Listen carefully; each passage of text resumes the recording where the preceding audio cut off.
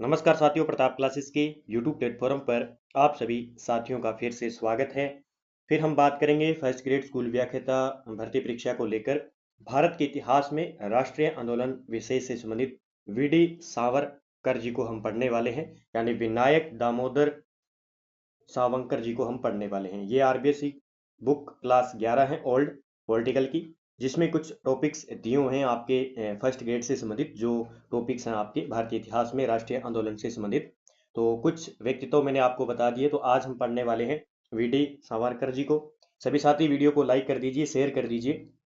Channel पर नए हैं तो चैनल को सब्सक्राइब कर ले और बेल आइकन का घंटा दबा ले। जैसे हम वीडियो अपलोड करेंगे आपके पास नोटिफिकेशन पहुंच पाएगा।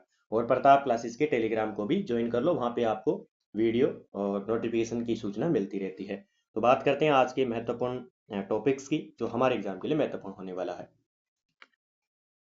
तो बात करते हैं हम विनायक दामोदर सावरकर जी। ठीक है, छोटा सा टॉपिक है, ज़्यादा बड़ा नहीं है। जो इस बुक में महत्वपूर्ण हमारे एग्जाम के लिए, उनको हम पढ़ेंगे। आप तस्वीर देख सकते हो, ये है वीडी सावरकर जी। जन्म होता है इनका मई 1883 में और मृत्यु होती है इनकी 26 जनवरी 1966 को। अब ये जो डेट है वो आपको याद रखनी पड़ेगी, जैसे फिक्स डेट एग्जाम में पूछ ली जाती है। जैसे 26 फरवरी 1966 को इनकी मृत्यु होती है और मई 1883 में इनका जन्म होता है। तो देखिए इनके बारे में जानते हैं। विनायक दामोदर सावरकर ने अपने अग्रज गणेश सावरकर और अनुज नारायण सावरकर के साथ भारतीय स्वतंत्रता संग्राम के यशस्वी क्रांतिकारियों के रूप में कार्य किया। ठीक है, उसके बाद देखते हैं आगे। विद्यार्थी काल में ही सन 1905 में क्रांतिकारी भावनाओं का प्रसार करने के लिए अभिनव भारत संगठन बनाया। अब ये याद रखना है, अभिनव भारत संगठन 1905 में इनके द्वारा बनाया गया था। और उस समय पूरे देश में तिलक की प्रेरणा से चल रहे स्वदेशी आंदोलन में कूद पड़े। उन्होंने युवाओं से आह्वान किया कि जिस आत्म भाव से आपने ये विदेशी कपड़े पहने हैं, उसी भावना से इन्हें जला डालो और अग्नि को साक्षी मानकर सब देसी कपड़े पहनने और मातृभूमि की सेवा करने की प्रतिज्ञा लो। ये कथन सीधा का सीधा एग्जाम में पूछा जा सकता है कि ये किस व्यक्ति ने कहा कि जिस आत्म भावना से आपने ये विदेशी कपड़े पहने हैं, उसी भावना से इन्हें जला डालो और अग्नि को साक्षी मानकर सब देसी कपड़े पहनने और मातृभूमि की सेवा करने की प्रतिज्ञा लो। तो ये वीडी सावरकर जी का कथन है, ये याद रखना है आपको। कॉलेज में इनके द्वारा क्रांतिकारी गतिविधियां चलाने पर इन्हें कॉलेज से निकाल दिया गया, लेकिन बम्बई विश्वविद्यालय ने इनको बीए की परीक्षा में बैठने की अनुमति दे दी।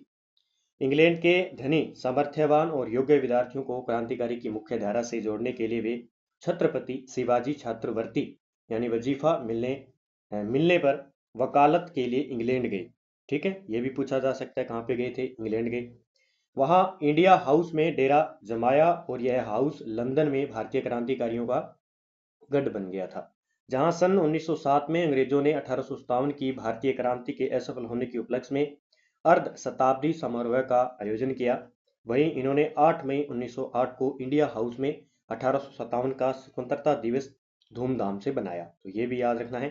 और इस पर 1857 का स्वतंत्रता संग्राम पुस्तक लिखी, ये एग्जाम में महत्वपूर्ण हो जाता है कि 1857 का स्वतंत्रता संग्राम पुस्तक किसकी है, तो वीडी सावरकर जी का है। ये पॉइंट एग्जाम में बार बार पूछा जाता है। ठीक है, तो जो इंपॉर्टेंट है उनकी हम चर्चा करेंगे। इनकी अभिनव भारत संस्था ने लाला हरदयाल, श्यामजी कृष्ण वर्मा, मादाम कामा, मदनलाल ढींगरा आदि के साथ इंग्लैंड, फ्रांस, जर्मनी और रूस में भारतीय स्वतंत्रता की मांगों का प्रचार प्रसार किया। वही भारत में इनकी संस्था के कई कार्यकर्ताओं ने अत्याचारी अंग्रेज अधिकारियों को मौत के घाट उतारना शुरू कर दिया था। ठीक है, तो इन्होंने जो है अभिनव भारत संस्था चलाई थी, उसमें देखो लाला हरदयाल जी थे, श्याम जी कृष्ण वर्मा भी थे इनके साथ, और मादाम कामा थे, मदन लाल ढींगरा आदि के साथ इंग्लैंड, फ्रांस और जर्मनी और रूस में भारतीय स्वतंत्रता की मांगों का प्रचार प्रसार किया था इस अभिनव भारत संस्था से। ठीक है, तो एग्जाम में पूछा जा सकता है कौन कौन व्यक्ति थे इसमें। ठीक है, सरकार ने इन सब घटनाओं का आरोप वीर सावरकर पर लगाया।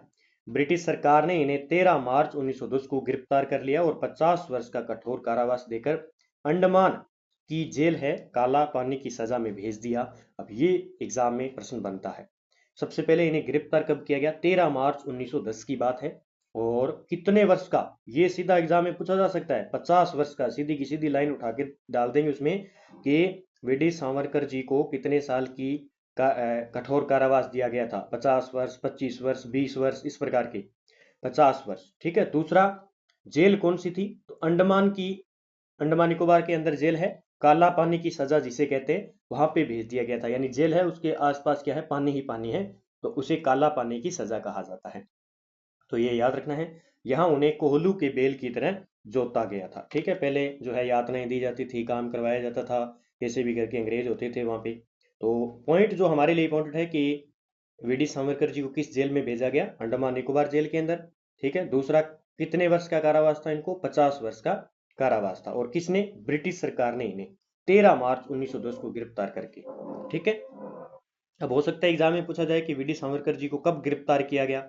ठीक है, ब्रिटिश सरकार के द्वारा कब गिरफ्तार करके अंडमान निकोबार जेल में भेजा गया? तो 13 मार्च 1910। इस प्रकार का प्रश्न किसी भी प्रकार से प्रश्न बनाया जा सकता है। फिर है कि जेल में कठोर यातनाएं पाकर भी उनका मन देशभक्ति के लिए मन मचलता रहा। उन्होंने जेल की दीवारों पर ही कोयले से कई कविताएं लिख डाली और उन्हें स्मरण कर काव्य संग्रह तैयार कर लिया। उल्लेख है कि इनके भाई गणेश सावरकर भी इसी जेल में बंद थे। अब क्या प्रश्न ऐसे भी बनाया जा सकता है कि वी.डी. सावरकर के निम्न में से कौन एक भाई था जिन्होंने अंडमान निकोबार जेल में बिताए थे? तो इस प्रकार के भी प्रश्न, तो भाई गणेश सावरकर भी थे। 1924 में सावरकर बंधुओं को अंडमान से कलकत्ता लाया गया। ठीक है, इन्हें कहाँ लाया गया? कलकत्ता लाया गया। दोनों भाई 4 दिन तक जेल में एक साथ कैद रहे। बाद में वीर सावरकर को रत्नागिरी और गणेश सावरकर को अलीपुर जेल में भेज दिया गया। अब यहां से ये पॉइंट बन सकता है। ठीक है। तो 1924 में क्या हुआ? इनको क्या किया गया? जहाँ पे 1910 में इन्हें गिरफ्तार किया गया था, गिरफ्तार करके अंडमान निकोबार जेल में भेजा गया। उसके बाद में बात आई 1924 की, वहां से इन्हें किया गया, ट्रांसफर किया गया कलकत्ता जेल के अंदर। ठीक है। फिर कलकत्ता के अंदर दोनों भाई वहां पे रहे जेल के अंदर। फिर वीर सावरकर जी को रत्नागिरी जेल के अंदर और गणेश सावरकर जी को अलीपुर जेल में भेज दिया गया। दोनों को क्या कर दिया गया? अलग अलग जेल में भेज दिया गया। तो कहीं ना कहीं एग्जाम से कहीं से भी प्रश्न उठाया जा सकता है, इसीलिए इस पुस्तक को पढ़ना चाहिए आपको एक बार। बस एक बार अगर इसका रिवीजन ही कर लेते हो तो आप प्रश्न को आसानी से कर पाओगे। ठीक है। और क्योंकि काफी लंबे समय से फर्स्ट ग्रेड के ये कुछ टॉपिक्स हैं जो बार बार सिलेबस में दिए जा रहे हैं, तो इनसे संबंधित लगभग प्रश्न उन्होंने डाल दिए हैं जो महत्वपूर्ण है। तो इस प्रकार के ये प्रश्न जो है एग्जाम में बनाए जा सकते हैं कि कैसे भी करके बच्चों को नया प्रश्न दिया जाए। तो ये चीजें आपको पढ़नी चाहिए। 1937 में जब बंबई में नया मंत्रिमंडल बना तो मंत्री जमुना दास के प्रयत्नों से उन्हें 10 मई 1937 में जेल से छोड़ दिया गया। अब यह भी प्रश्न बन सकता है कि इन्हें जेल से कब छोड़ा गया? 10 मई 1937 को। जेल से छूटने के बाद ये हिंदू महासभा के प्रधान चुने गए। इसके बाद इन्होंने प्रशंसनीय व रचनात्मक कार्य किए। इनकी लिखित पुस्तकों में हिंदुत्व, ये देखो, अब ये पॉइंट इंपॉर्टेंट हो जाते हैं। ठीक है। 1900 कब लिखी गई हिंदुत्व? ऐसा भी बना जा सकता है कि वी.डी. सावरकर की जी के द्वारा जो है हिंदुत्व पुस्तक कब लिखी गई? इससे भी प्रश्न बन सकता है। 1923 में। 1857 का स्वतंत्रता संग्राम मूल रूप से मराठी में था ये, तो इत्यादि प्रमुख है। तो दोनों पुस्तकें याद रखनी है। एक अपना है हिंदुत्व, और 1923 में लिखी। दूसरा प्रश्न बनेगा 1857 का स्वतंत्रता संग्राम। स्वतंत्रता संग्राम, ठीक है, ये था मूल मराठी के अंदर। ये दोनों पुस्तकें आपको वी.डी. सावरकर जी के बारे में ध्यान रखना है। और 1937 में इन्हें जेल से रिहा कर दिया गया था। उसके बाद में इनके बारे में राजनीतिक चिंतन के बारे में देखें तो इनका क्या योगदान रहा इस राजनीतिक चिंतन के अंदर, यानी राष्ट्रत्व की कल्पना में, कॉन्सेप्ट फॉर नेशनलहुड के अंदर। उनका राष्ट्रत्व का विचार राजनीति दर्शन का एक केंद्र बिंदु है। इनके अनुसार भौतिक राष्ट्रवाद की भौगोलिक अभिव्यक्ति उसकी हिंदू राष्ट्रवादी संस्कृति का प्रतिबिंब है। जो व्यक्ति सिंधु नदी से समुद्र तट तक की भारत भूमि को अपनी पुण्य भूमि व पितृभूमि मानता है वही हिंदू है। यही राष्ट्रत्व का मूल मंत्र है। अब ये पॉइंट सीधा का सीधा उठाएंगे और पूछेंगे ये किनका राष्ट्रत्व का मूल मंत्र है?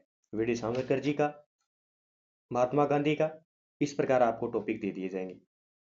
तो ये पॉइंट एक बार आप पढ़ लेंगे तो आप आसानी से उत्तर दे पाओगे कि जो व्यक्ति सिंधु नदी से लेकर समुद्र तट तक की भारत भूमि को अपनी पुण्य भूमि और पितृभूमि मानता है वही व्यक्ति क्या है? हिंदू है, इनका कहना है। यही राष्ट्रत्व का मूल मंत्र है, ये इनका कहना है। यही विचार देश के प्रत्येक नागरिक, चाहे वह किसी भी मत का अनुयायी हो, उनके मन और अंतर आत्मा में बसता है। और यही हमारे विश्वास का आधार है। यहाँ स्पष्ट है कि सावरकर की हिंदुत्व की अवधारणा किसी जाति, धर्म, संस्कृति, पूजा पद्धति से जुड़ी हुई नहीं है, बल्कि वह सिंधु नदी से भारत के समुद्री तटों तक बसी सभी जातियों, धर्मों, उप संस्कृतियों व सभ्यताओं को इसमें शामिल करते हैं वो, जिन्होंने जोड़कर भारतीय संस्कृति, जिससे जोड़कर सभी को क्या बनती है, एक भारतीय संस्कृति का निर्माण होता है।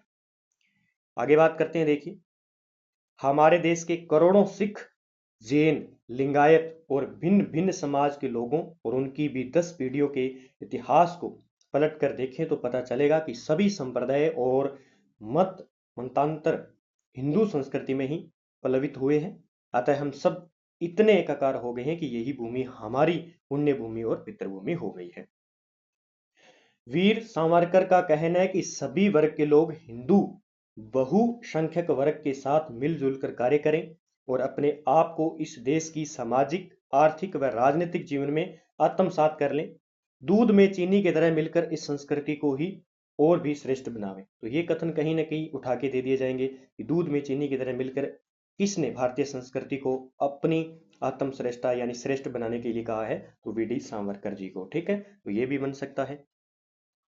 देश के स्वतंत्रता संग्राम में संपूर्ण राष्ट्र को ही मुख्य भूमिका निभानी है। सावरकर ने कहा कि राजनीतिक सत्ता के भागीदार भावनात्मक रूप से जुड़े वे ही लोग होंगे जो इसे पुण्य भूमि को पितृभूमि मानते हैं। यह सावरकर भारत भूमि से भावनात्मक लगाव को देश प्रेम की पहली सीढ़ी मानते हैं। तो ये कहा था, ये कथन सीधा पूछा जा सकता है, ये भी याद रखना है आपको। साथ साथ में अल्पसंख्यक वर्ग को सार्वजनिक नियुक्तियों व राजनीतिक व नागरिक जीवन में आनुपातिक प्रतिनिधित्व और क्षमता मूलक वितरण के आधार पर अवसर दिया जाना चाहिए।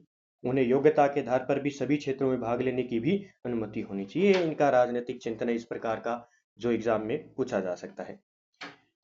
उन्होंने जाति प्रथा जैसी विभाजनकारी प्रवृत्तियों के अंत पर बल दिया और अंतर जातीय विवाह का समर्थन किया। इस व्यवस्था में जैन, सिख, आर्य समाजी और ब्रह्मा समाजियों इत्यादि को भी इन्होंने हिंदू ही माना है। तो ये इस प्रकार के कुछ इनके राजनीतिक चिंतन है। अब समग्र मूल्यांकन करें पूरे इन टॉपिक्स का। विद्यार्थी और युवकों को स्वतंत्रता संग्राम से जोड़ने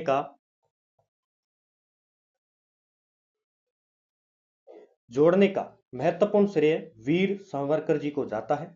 देश की स्वाधीनता के लिए जब वे विदेशों में जनमत तैयार कर रहे थे और पेरिस में थे, तब उन्हें इंग्लैंड की परिस्थितियों अनुकूल नहीं होने व उनका जीवन खतरे में होने का संकेत देकर कुछ दिन वहीं रुकने के लिए कहा, लेकिन यह कहकर कि मेरे जो साथी मेरी प्रेरणा से इस मार्ग पर आए हैं उन्हें संकट में डालकर मैं सुरक्षित रहूं तो मुझे धिक्कार है इस बात पर। उनका त्याग और बलिदान आज के युवाओं के लिए मिसाल है। क्रांतिकारी के रूप में अग्रणीयता रहे, लेकिन उन्हें हिंदुत्ववादी राजनीतिक विचार सदैव विवादों में घिरे रहे थे।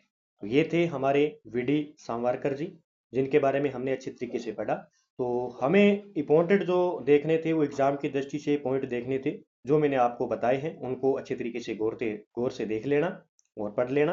तो थोड़ा सा मेरा एक मूल उद्देश्य है कि आपको कुछ टॉपिक जैसे जहाँ से एग्जाम में पूछे जाते हैं वो मैं आपको करवाऊँ, बताऊँ, और कैसे एग्जाम में आ सकते हैं वो आपको एक रास्ता दिया है। तो आप पढ़ना आपको है, देखना आपको है, याद आपको करना होगा। ठीक है, तो ये चीज़ें सारी इनकी पुस्तकें हैं। इन्हें कौन सी जेल में रखा गया, इनके भाई का नाम क्या था, उनको कौन कौन सी जेल में इन्हें वापिस कब इनको ट्रांसफर किया गया, इनकी कुछ पुस्तकें भी याद रखनी हैं और कितने वर्ष में इन्हें कारावास दिया गया। तो ये पॉइंट जो उठाकर एग्जाम में दे दिए जाते हैं, तो अच्छे तरीके से आपको पढ़ना है, एक बार देखना है, लगभग याद हो जाएगा। इनकी पुस्तकें याद रख लेना। ठीक है, बस इतना ही था वीडी सावरकर जी के बारे में। बाकी आपने अच्छे तरीके से और गहराई से पढ़ा होगा, अध्ययन किया होगा। तो जय हिंद जय भारत दोस्तों, मिलते हैं अगले वीडियो के साथ में। तब तक के लिए अच्छे तरीके से पढ़ें। जय हिंद जय भारत।